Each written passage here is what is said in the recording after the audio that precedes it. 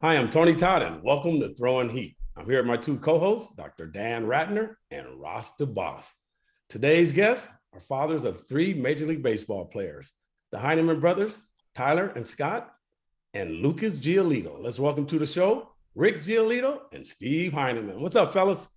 Hey, how are you doing? Good to see you, Tony. Thank you. Better seeing you guys.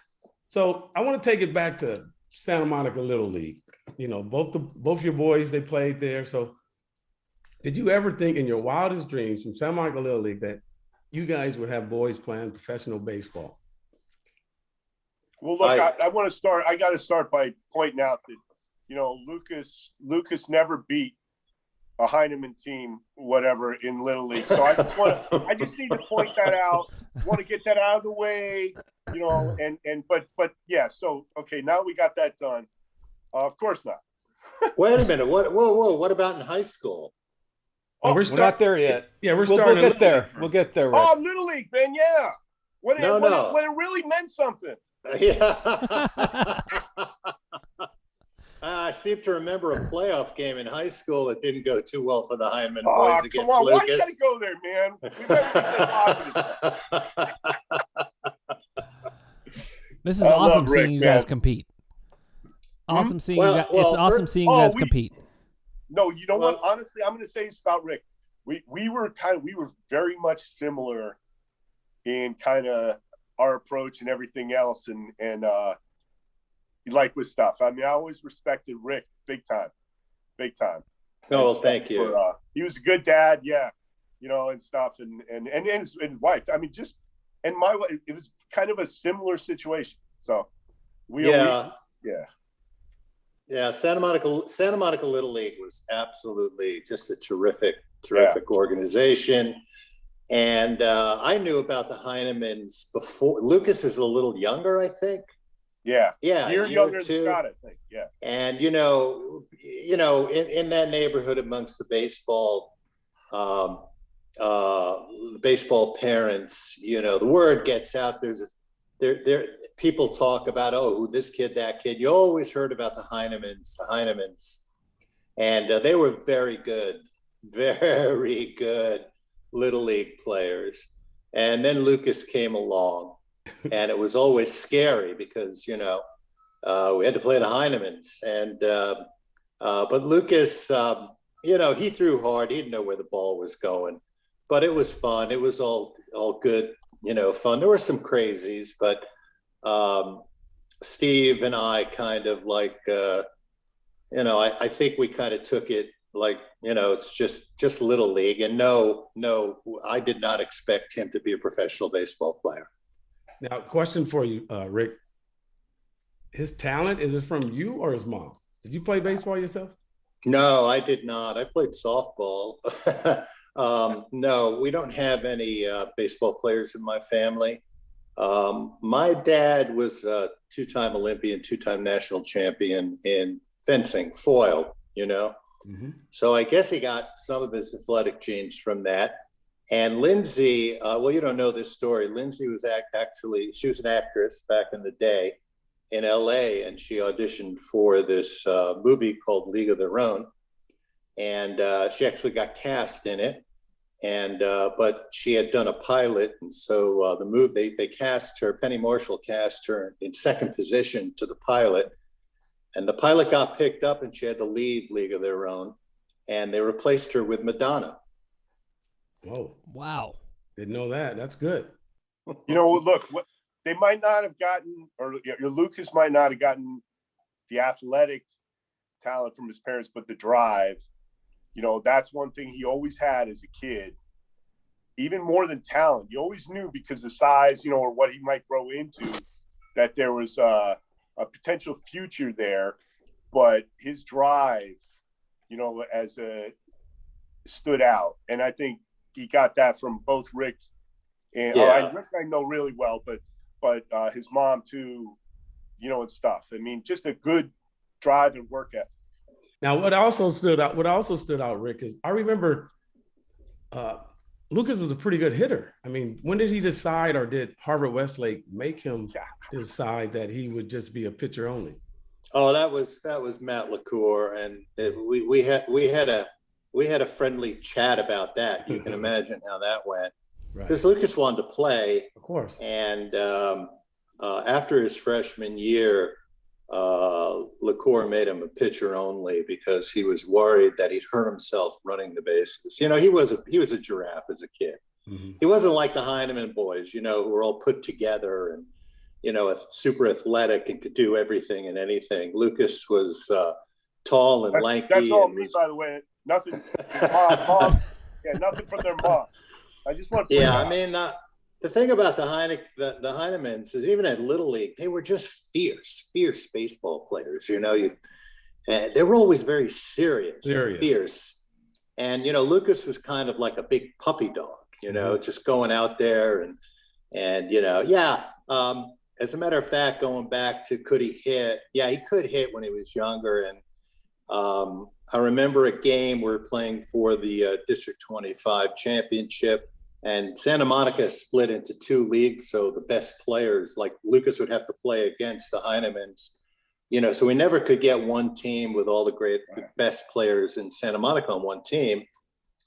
And one year we made it to the finals, and I think it was against, what's that town south of us? At the field. North Venice? Yes, yeah. We're playing North Venice, and it was tied up. And they walked a kid to get to Lucas in the bottom of the seventh. And he went 3-2, fouled off a bunch of pitches and hit a walk-off grand slam. And he still to this day says that's one of his greatest baseball moments. It's been surpassed by the no-hitter now, but as a hitter, that was it. Right, but you know, to be quite honest, I thought his potential was as a hitter. I mean, ultimately, what he grow into, because I thought like just with the pitching, you know, with every fourth, fifth day, whatever it is, you know, stuff. I just thought, I mean, I really liked him as a hitter as he developed, you know, more. I mean, just grew into his own body and stuff, because when he can connect. Yeah, well, he was a strong kid, but yeah, very much. I think they made the right choice putting him on the hill. Yeah, it worked out great. But you know, look, I mean, there's a special case here. I have one kid who, you know, made the major leagues, and that is absolutely amazing. This guy has two kids. What the hell is that about? How does that happen? You know, honestly, I'll tell you.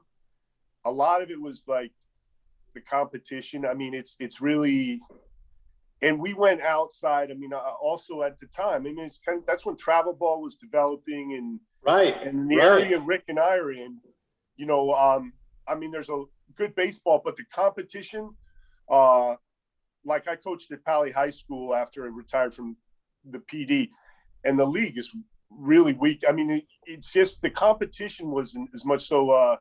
You know, we had to take the guys we had to travel a little bit, you know, and they were serious about it. They were really dedicated, but, you know, and that really helped. Yeah, I started the first travel baseball team in Santa Monica. We didn't have one. That's right. Right. Yeah. I got Ethan Katz and Junior Brignac to coach it. And they did a great job, and that kind of started. So Steve and I, you know, our kids came up like right before this whole travel thing started, and you know, right at the beginning of going to, you know, they had the area codes, but like the perfect game and all that stuff, and now it's completely different. It's just like showcase after show. I couldn't imagine doing that. I think they're all just money grabs. The majority of them, myself. Well, most of them, yeah. But you know, it's a self-perpetuating thing. You know, you want your kid to be seen, and you know, there are some parents that are willing to pay for it.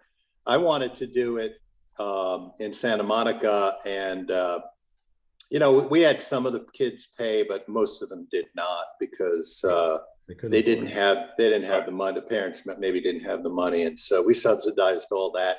But we did in an effort to kind of, you know, give those kids an opportunity as well.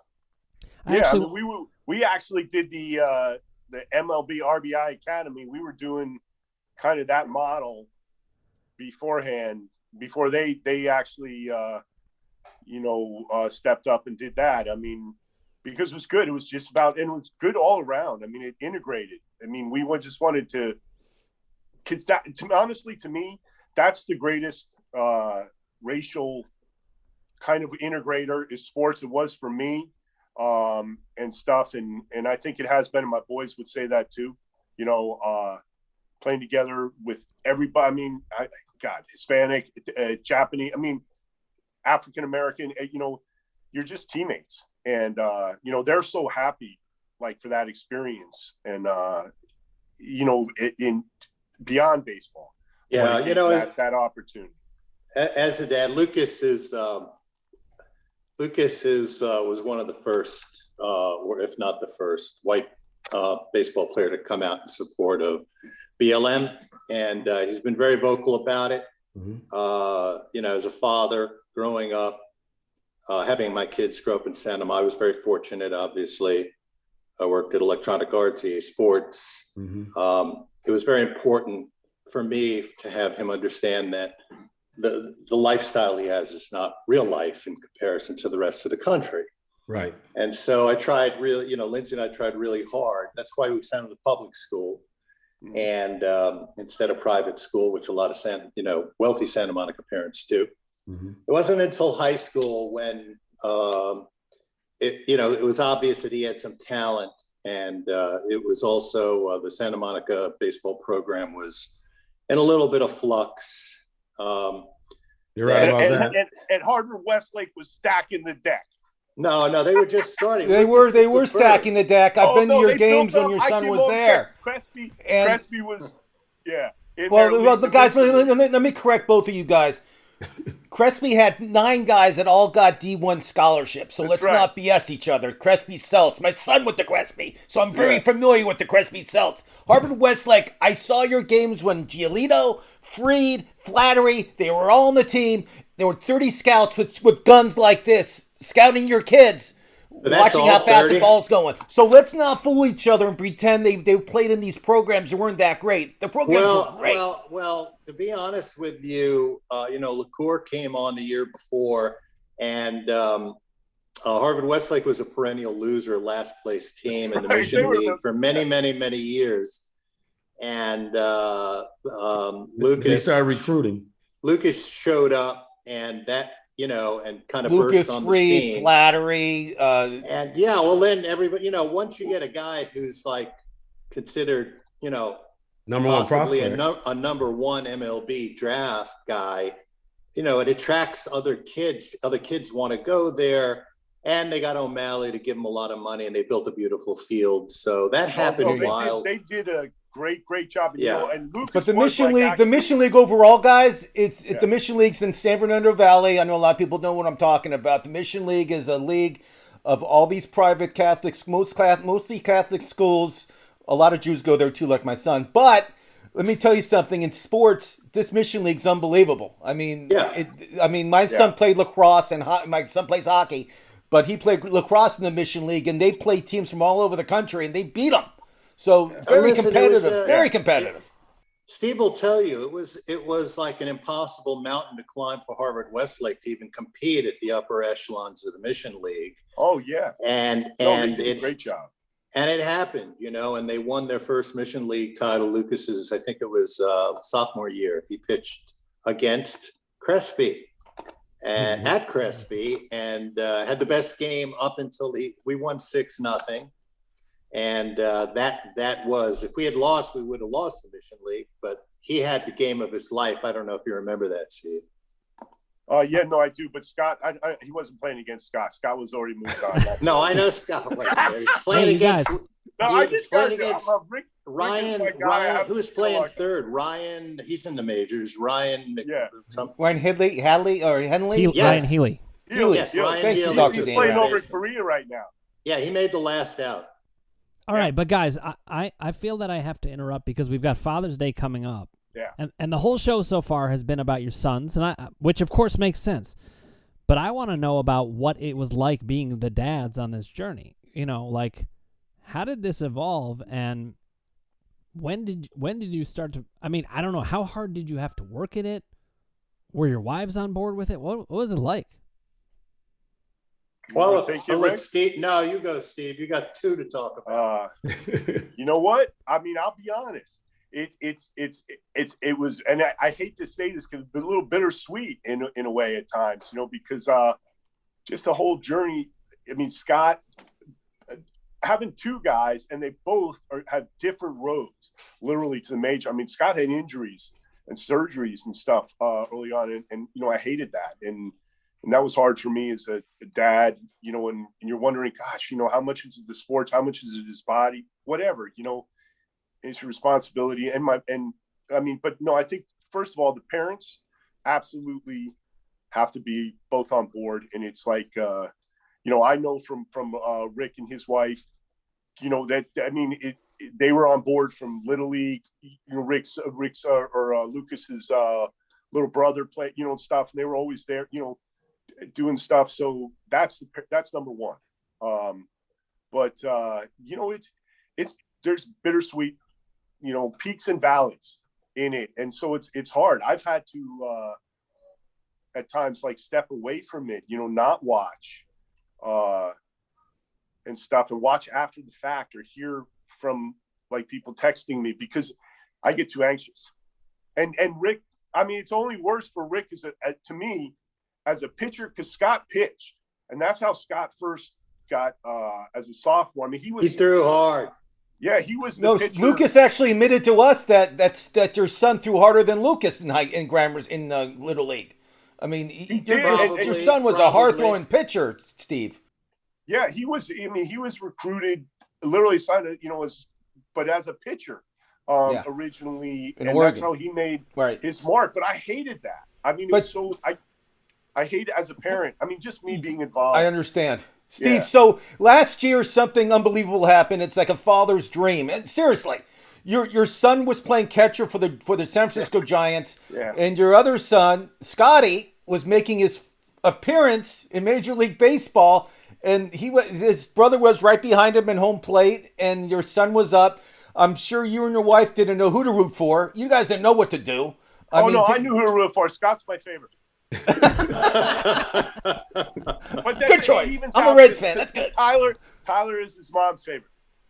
But hey, how was that? Tell us how the whole day happened, and I mean, you must have had butterflies in your stomach. I mean, tell me how that went.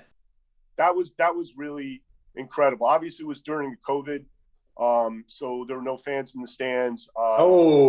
We knew it was going to happen, and I had the opportunity to go down there, but would be sitting in a booth or whatever, wait, obviously not on the field. And my wife,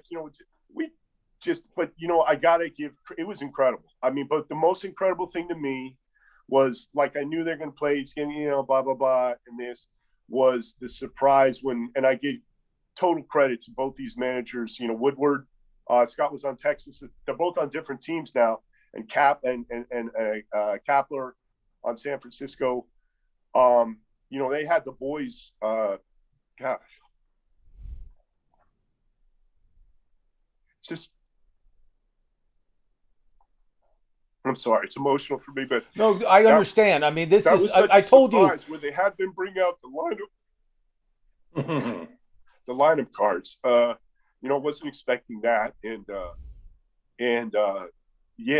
that was special for them to. Honor that. Well, I think it was special for you, and special for everyone. Well, but we weren't. And your wife.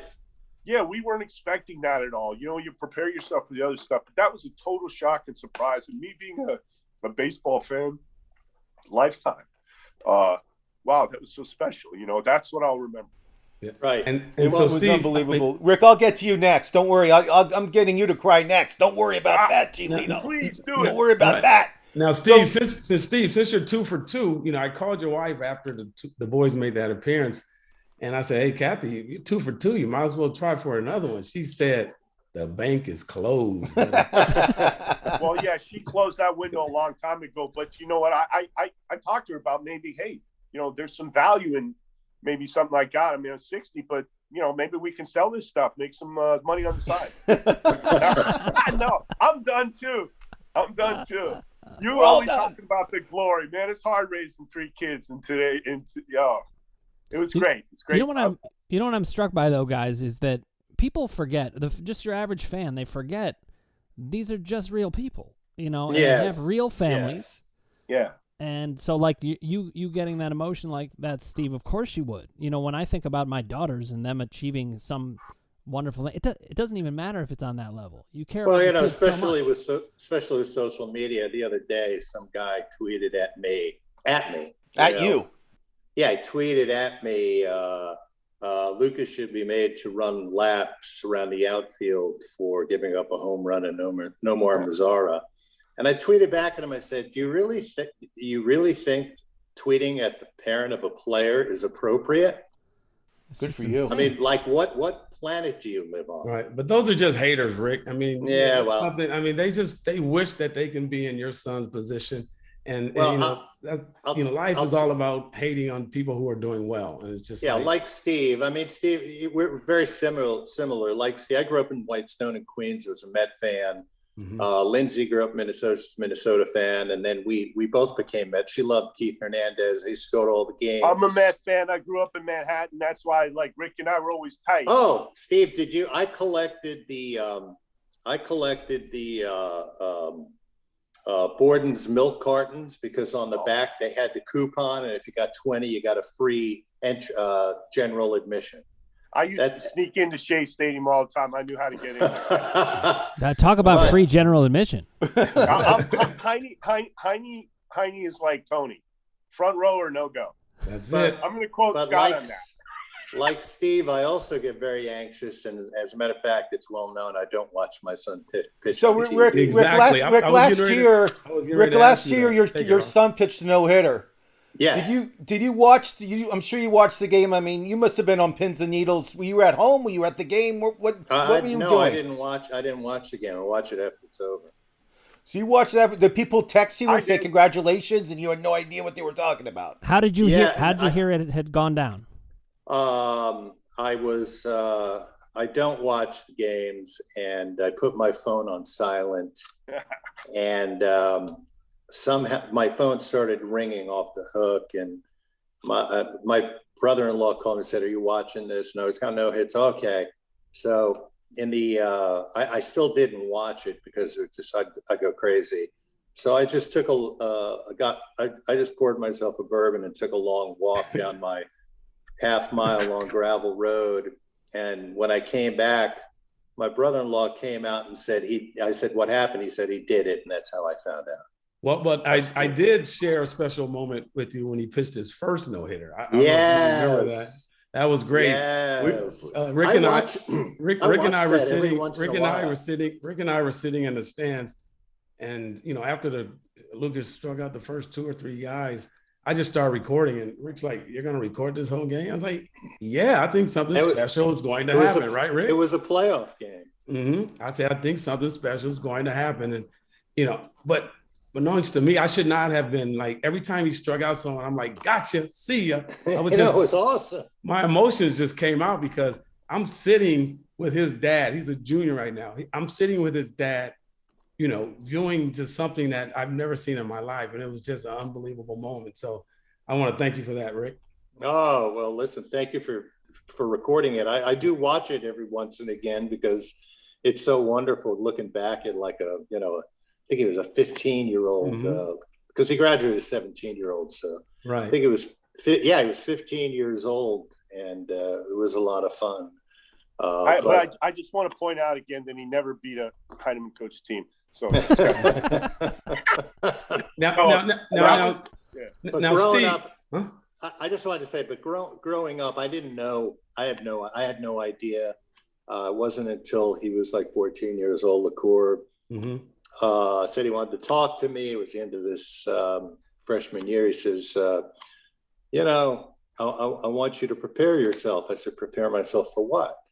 He goes, well, I think he could really be something. I said, really? He goes, yeah, he might be able to get a college scholarship. I was like, what? A college scholarship? are you kidding me? Yeah. I was like, oh my gosh, and of course he kept, getting better and better. But like Steve, his senior year, he blew out his elbow, and it was probably one of the most horrible experiences of my entire life, and for our family, because at that time, he was projected to go number 1 or number 2. He right, Steve? Yeah. Number 1. He might have been the first right-handed high school pitcher to go number 1. Ever. And you do those visits with clubs, and we only visited. We only allowed the top 3 picks to come visit us. Yeah, we were very exclusive. I didn't like any of that, by the way. I didn't like talking to scouts. I didn't like talking to GMs. I just wanted him to be a kid, because it got so serious with scouts, 50 guns, and it was just, what the heck's going on? Their kids playing baseball, let them play, have a good time, grow up, and didn't work out that way. And so, Rick, but he did have a scholarship. Well, he had several scholarship offers, but he did. Yes. Was he committed to UCLA? Was it? Yes, and I love UCLA. I'd go to all the games. I went to see Steve's son play there very, very often, and I love John Savage. Just think he's a terrific guy, terrific human being, great guy, and a great pitching coach. And I wanted Lucas to go there, and he almost did. When you're considered a top 3 draft pick, obviously you're not going to college. I mean, it's just not going to happen, except I guess Garrett Cole did, Yeah. But Lucas wanted to go pro, but when he got hurt, there was a very good chance that he would go to UCLA. And in fact, the Nationals, I think, picked him at 16, and the negotiations were not going well with the Nationals, and it wasn't until 20 seconds before the deadline that they agreed to pay him what we wanted for him to not go to UCLA. Awesome. So it worked out in the end, but I would have loved it, because who wouldn't want to drive a mile to go see your kid play college baseball? Right, and also play for Coach Savage. Absolutely. Yeah, and UCLA, what a great school. Yeah. UCLA, I got to tell you, Coach Savage. I mean, this is one of the greatest things about, like, from my boys' journeys. They both went through college, Pac-12 schools, Oregon and UCLA. Right. But Oregon, Coach Horton. And Coach Waz was there now. I mean, what they did for my sons, as men, equally to ball players, or maybe even more so. The program that they run, the way they do it, the way they integrate the family, just great experiences, and very fortunate. And Savage, I mean, I still stay in touch with them and involved in the programs because of that, honestly, Yeah, he still texts me, even though Lucas didn't go there, he stays in touch with me. I love it. Yeah, that's their real deal. They're old school. Now, Steve, you say you're a Mets fan, correct? Right? But there's a rumor out there. You call yourself the Sultan of Santa Monica, and you're not even from Santa Monica. What's up with that? It's just a rumor. I own that town, bro. Huh? I own that town. No, you do not. No, you do not. No, you do not. On the streets. No, you do not. I can bring up. Who's a Santa Monica policeman? Yeah, lieutenant, not Santa Monica lieutenant. But when did you arrive here? In the 80s? I can name landmarks you would not even be familiar with. So you can take that Sultan of Santa Monica back to, You can take that back to New York. I'm not buying this at all. I love Santa Monica. Santa Monica's been. It's this is one of the great things too. Like, again, with Father's Day and Rick and stuff, is we came. It was a great time, kind of to raise our kids there, and it was a different time. And Santa Monica was like kind of almost more bed and breakfast, older kind of retirement community, and it's changed drastically and stuff. And some things changed with it. but it was it was like even though you're in LA, it felt like its own little community in town and stuff. Right, and right. I love Santa Monica. I still am involved, even though I'm retired from the police department, with the city and the first responders and stuff. It's an incredible organization. Gave me great opportunity that be far beyond my dreams, and I'm really. Well, Steve, you inspired me because I am the fire commissioner here in my town. Oh no! They put you in charge? Oh no! Now see, this is No one doubt. of the reasons I'm here on this interview, is that if I leave it up to Tony and Ross, the interview will end on a ribbing, and I want to say instead, I've met Scott and I met Lucas. I haven't met Tyler yet, but I hope I will. And the thing is, speaking of Father's Day, you guys did a great job with those kids. Yes. They're respectful. They're great kids. They've got great personalities. So I just wanted to give you a shout out on Father's Day to the job you did. Oh, well, thank you. And I try and go to, Lindsay and I Lindsay goes to Mother's Day games. I go to Father's Day games, especially at home, because the teams do a great job. I've got his special cleats that he wears and a special hat. And Lucas signs the cleats to me for Father's Day, and I have them in my little trophy room down the TV. Did he charge you? He did it for free?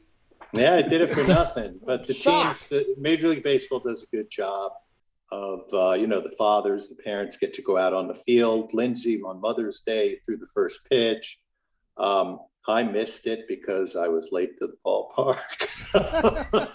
But it's a lot of fun. And, look, baseball, for all the parents out there, we all have, dreams, and especially dads and their sons in baseball. And just enjoy it. You never know what's going to happen. It ends for everybody. It ends after Little League, after high school, after college, after pro ball. So it's just a matter of time, and you just, as a parent, have to enjoy the ride and, support your kids, and, hopefully they have a wonderful time playing this game, because it's terrific. Right. So yeah, and I got to say, and thanks for pointing that out about the boys, because and I give total props to Lucas too. I text Lucas, he texts me right back. He's not they're not big leaguers. They're big leaguers, but they don't big league people in a way. And they do a lot for charity. Lucas the Heineman boys have been involved in Team Prime Time, a charitable organization, for kids. And Lucas has been there every step of the way, giving his time when he's in town, because he's living and stuff. And that, to me, I couldn't be prouder, honestly. It's baseball. I don't want to seem ungrateful or anything, and stuff, because it's incredible. But, the kind of the quality people those three guys are, I learned from them, and I never expected to be saying that. It was sort of my job to teach them, but I learned so much from them, and their kind of humility and grace and their respect for what they've been through. It's really cool. Well, thank you, fellas, for Max coming Free on. too, and Flaherty. Huh? I mean, there's so many of these guys that I know as kids. Right. I don't look at them. It's like I think of these guys as kids. Right. Well, thank you guys for coming on Throwing Heat. It's been an honor and a pleasure to know both of you, man. And from the bottom of my heart, and from my co-hosts Dan and Ross, I would love to just wish you guys personally happy Father's Day on Sunday. And thank you guys again. Oh, thank you. Really appreciate Thanks, Tony. it. Thanks for being a part of the ride from the beginning. Thank you, guys. Thanks to other fathers out there. Yeah, thanks, everybody. Safe Father's Day, and have fun. Enjoy the ride, because, it's a great journey.